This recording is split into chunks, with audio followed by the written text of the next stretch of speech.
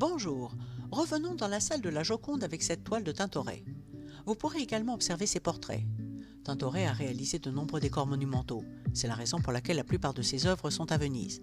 Ce sont surtout les portraits, destinés à une clientèle privée, ou les tableaux réalisés sur toile, donc mobiles, que l'on trouve dans les musées du monde. Outre les portraits, nous avons cette Suzanne Aubin. Vous vous souvenez de l'histoire que je vous ai racontée pour celle peinte par Véronèse. On retrouve nos deux vieillards libidineux et la belle Aubin. Ce qui est stupéfiant dans cette version, c'est l'audace de Tintoret, une liberté assumée par rapport au texte biblique.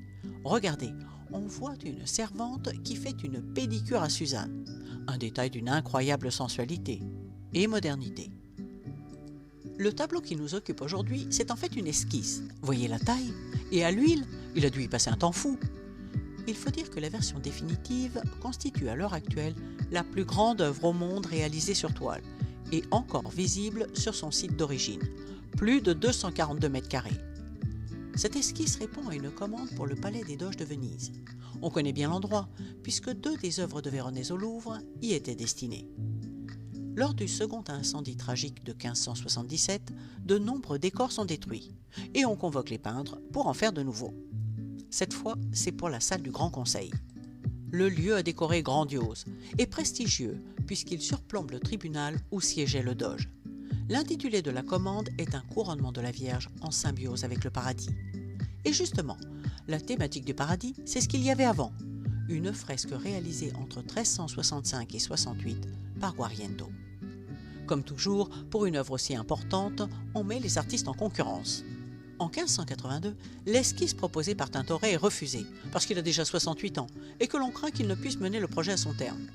Véronèse obtient alors le chantier, en tandem avec Francesco Bassano. Sauf que Véronèse décède en 1588, sans avoir eu le temps de réaliser le travail. Les esquisses vous paraissent assez semblables? C'est normal, ce sont les patriciens qui avaient défini le programme iconographique. Finalement, c'est Tintoret, devenu entre-temps septuagénaire, qui hérite de la commande. Du coup, il propose une seconde version.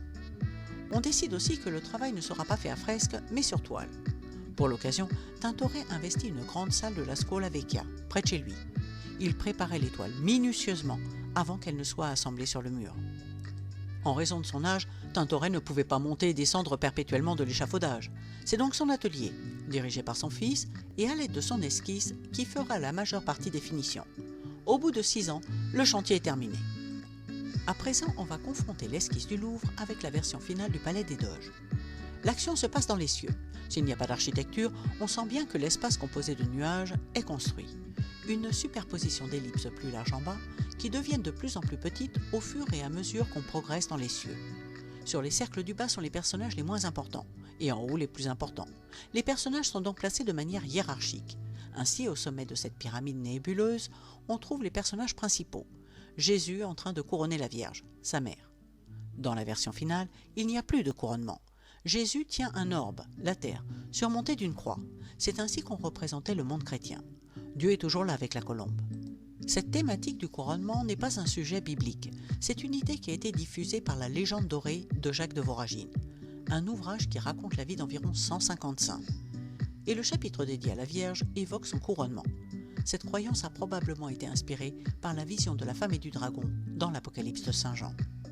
La composition, quant à elle, est inspirée du poème de Dante, la Divine Comédie. Dans l'esquisse, Jésus et Marie sont accompagnés des 12 apôtres. Dans la version finale, les apôtres passeront à l'étage inférieur, avec les 4 évangélistes. Bien sûr, vous avez reconnu Saint Marc avec le lion, le patron de Venise. Avec eux, des papes et des évêques.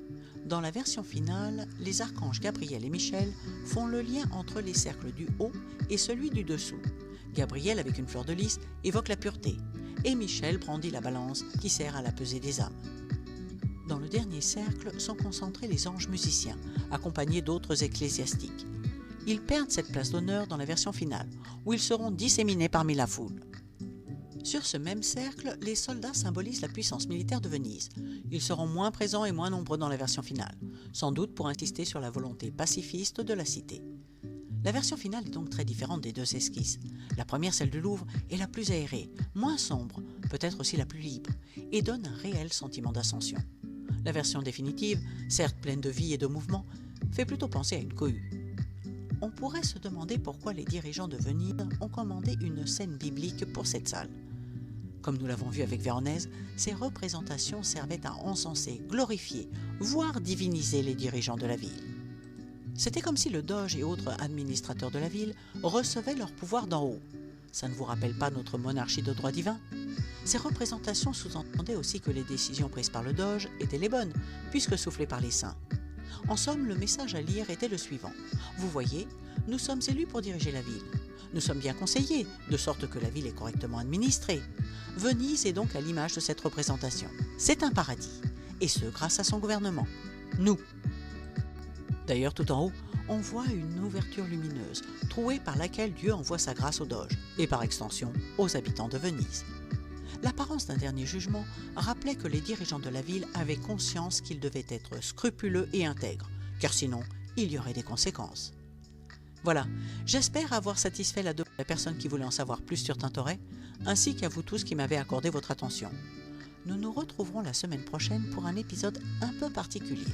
En attendant, je vous souhaite à toutes et à tous une excellente journée.